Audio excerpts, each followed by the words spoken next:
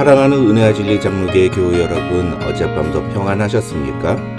오늘도 우리의 기도에 신실하게 응답하시는 하나님께 우리의 바른 모습을 보여드리므로 하나님의 살아계심을 경험하는 저와 여러분이 되시기를 주님의 이름으로 축원합니다. 오늘 새벽에 만나 본문은 출애굽기 36장 1절에서 7절입니다. 출애굽기 36장 1절에서 7절을 제가 읽어드리겠습니다.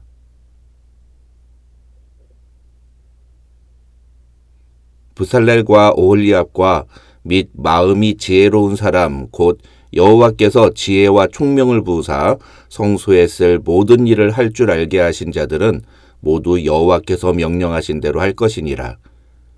모세가 브살렐과 오홀리압과 및 마음이 지혜로운 사람 곧 그 마음에 여호와께로부터 지혜를 얻고 와서 그 일을 하려고 마음에 원하는 모든 자를 부르매 그들이 이스라엘 자손의 성소의 모든 것을 만들기 위하여 가져온 예물을 모세에게서 받으니라.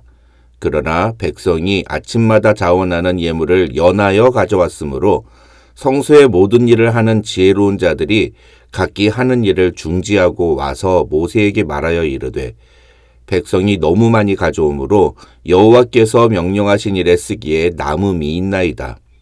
모세가 명령을 내리매 그들이 진중에 공포하여 이르되 남녀를 막론하고 성소에 드릴 예물을 다시 만들지 말라 하매 백성이 가져오기를 그치니 있는 재료가 모든 일을 하기에 넉넉하여 남음이 있었더라.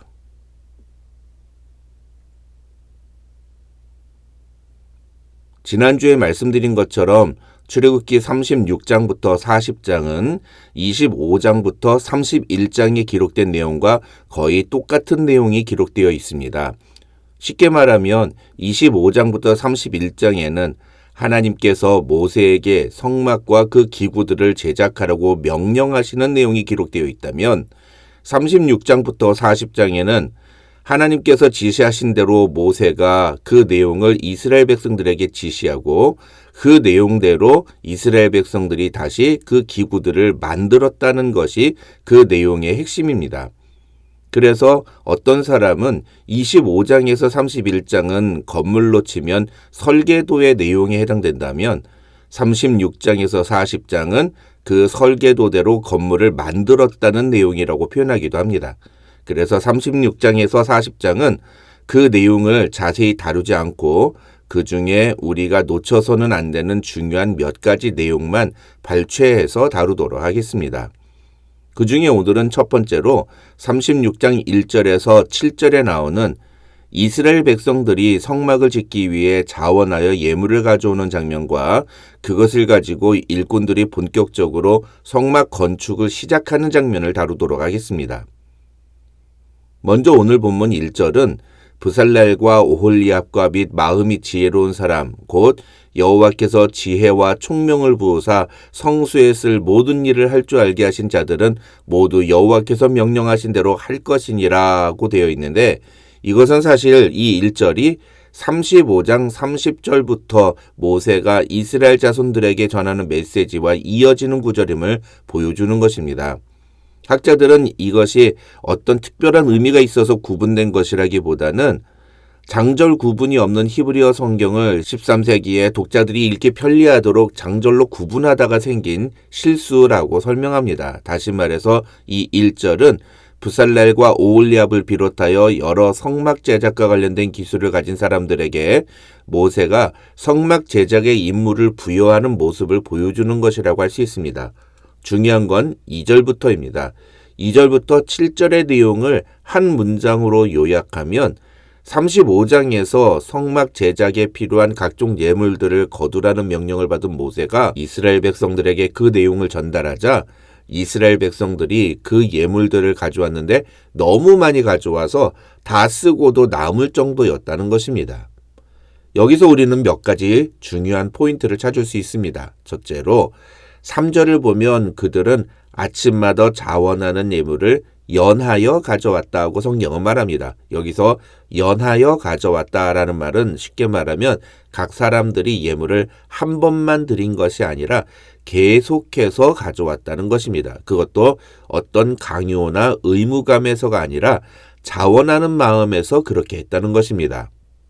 학자들은 이것을 가리켜 은혜 받은 사람이 보여주는 태도라고 설명합니다.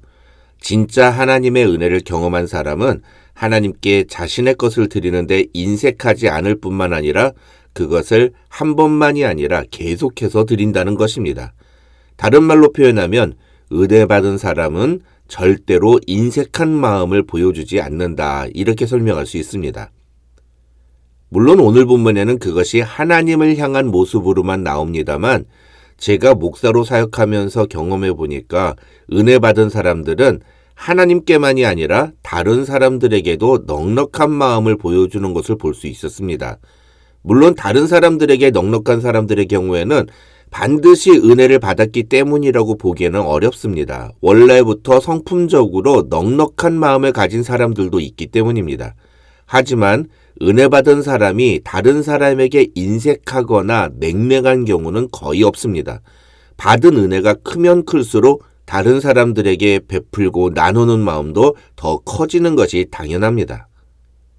마태복음 18장에는 1만 달란트 빚진 자의 비유가 나옵니다. 그 비유의 핵심은 주인이 1만 달란트 빚졌던 자에게 한 내가 너를 불쌍히 여김과 같이 너도 내 동료를 불쌍히 여김이 마땅하지 아니하냐는 말입니다. 우리가 하나님께 받은 은혜가 크다고 생각하면 우리도 다른 사람에게 은혜를 베푸는 것이 마땅하다는 것입니다. 하물며 인간에게도 그럴진데 하나님께는 어떻겠습니까? 흔히 하는 말로 내 모든 것을 다 드려도 하나님이 나에게 주신 은혜를 갚을 길이 없다고 하는데 우리는 정말 하나님이 나에게 베푸신 은혜가 그렇게 크다고 생각하고 있습니까? 우리가 하나님께 보여드리는 태도, 우리가 다른 사람들에게 보여주는 마음의 크기가 우리가 하나님께 받은 은혜의 크기를 보여주는 것입니다. 둘째로 그렇게 백성들이 하나님께 드린 예물을 가지고 성막과 기구를 만드는 일을 시작합니다.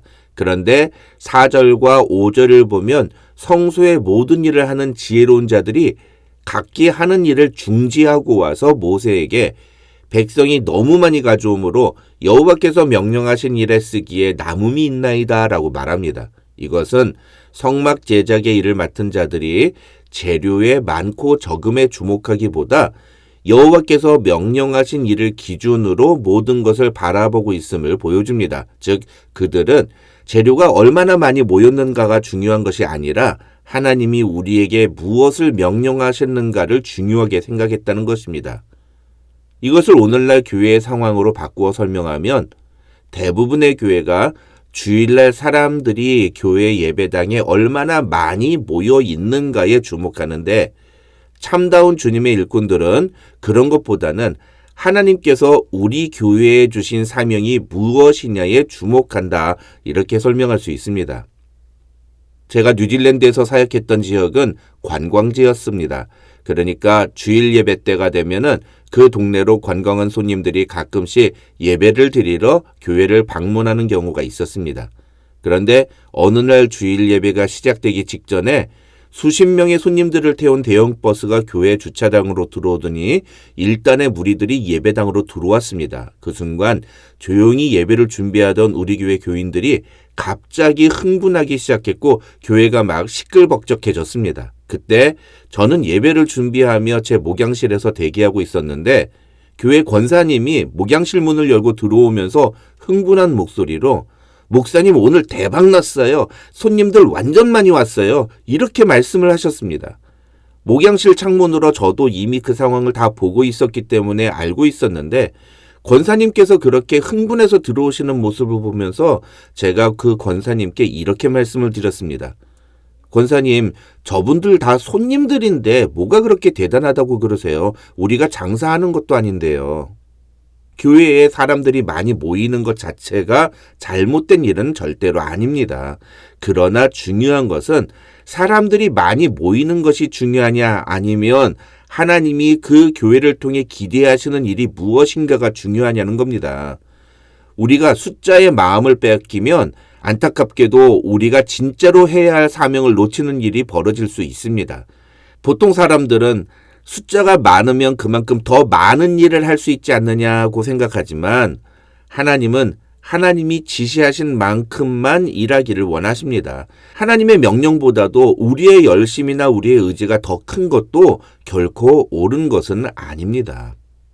셋째로, 이 모습에서 우리는 정직이라는 가치를 놓쳐서는 안 됩니다. 사람들이 매일 예물을 가져왔으니 얼마나 많은 예물이 모였겠습니까? 그 예물들이 다 귀걸이나 목걸이, 팔찌와 같은 보석과 장신구들이었습니다. 그러면 그렇게 많은 예물이 모였으니 사람들이 견물생심이라고 하나쯤 슬쩍 해도 아무도 모를 거라고 생각하지 않겠습니까? 그런데 이 상황에서 이 성막 제작의 임무를 맡았던 자들은 자기들이 하는 일을 중지했다고 4절은 말합니다. 즉 손을 뗐다는 겁니다. 왜 손을 뗐을까요?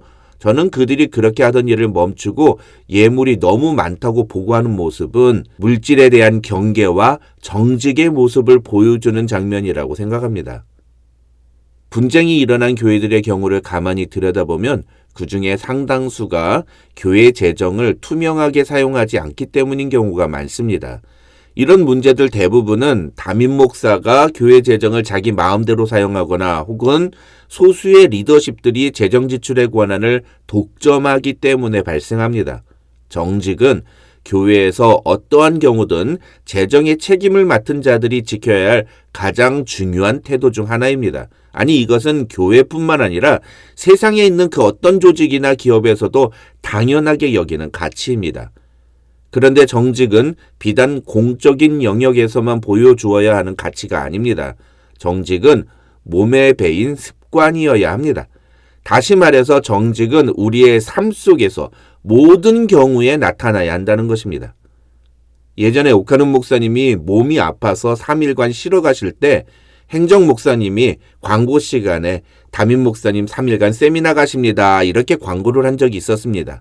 그런데 그때 목사님이 바로 나와서 행정 목사님이 저를 위해서 좋은 말로 표현해 준 것 같은데 세미나 가는 게 아니고 쉬러 갑니다. 이렇게 다시 말씀하신 적이 있습니다.